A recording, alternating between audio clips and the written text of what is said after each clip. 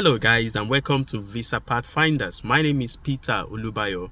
In today's video, I just want to quickly show you the big change that is coming to the nursing registration in New Zealand, and that affects the Australian nursing license or registration as well, because we use the current trans-Tasmanian mutual relationship between these two countries to fast track the Australian registration after having the New Zealand license.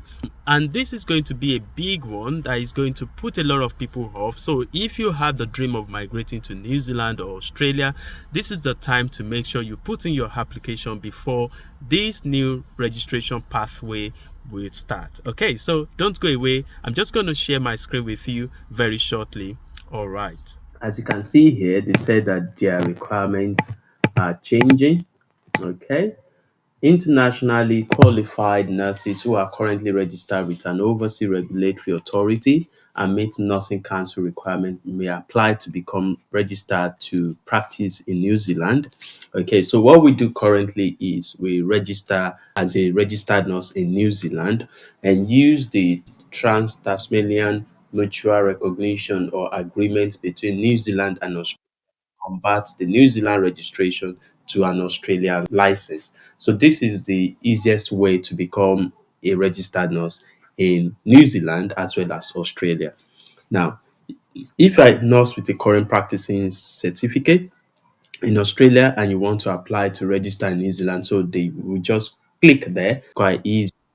So for all other internationally qualified nurses, which is the main reason why I'm making this video, the Nursing Council is changing its registration process in December 2023. This video is being recorded on the 7th of September 2023. So by the time we enter December 2023, the current process is going to change. All right, so what we do currently, we can become a registered nurse in New Zealand and Australia by following these 7 steps. Okay, you simply have to create your account with CGFNS applicant portal.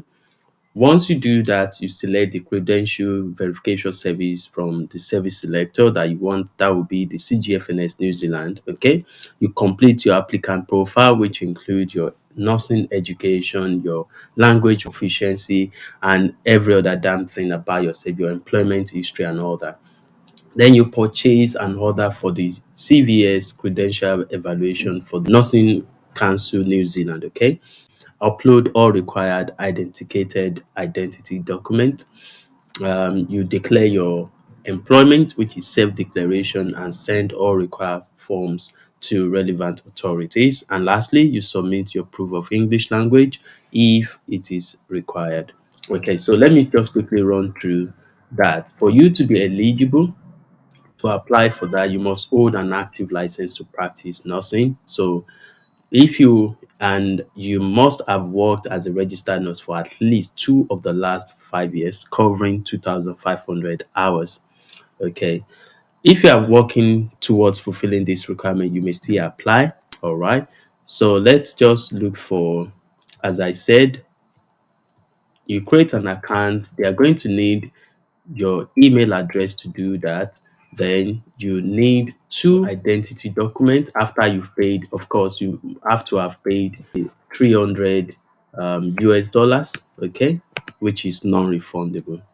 Then you upload all required documents, identity documents, which include your passport. That's the first one.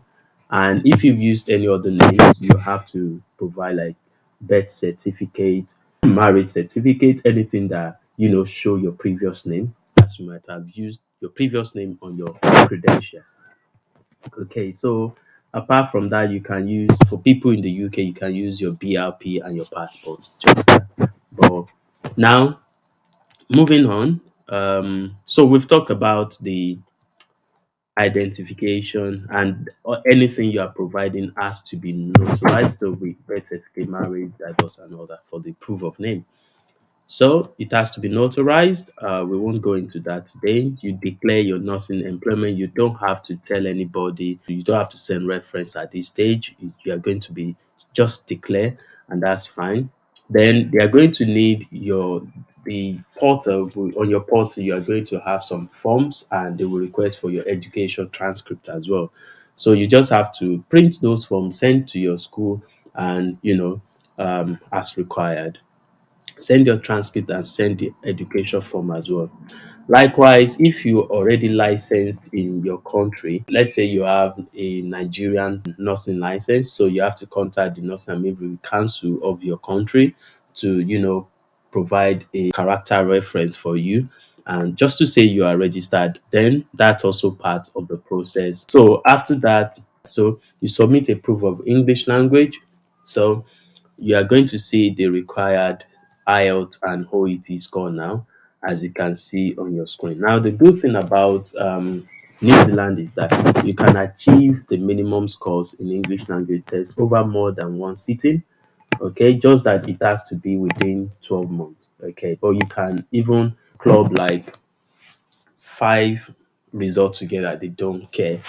Okay, so but for people already practicing in countries like UK, Ireland, and all that, which they list on their website, you don't have to submit any English language evidence.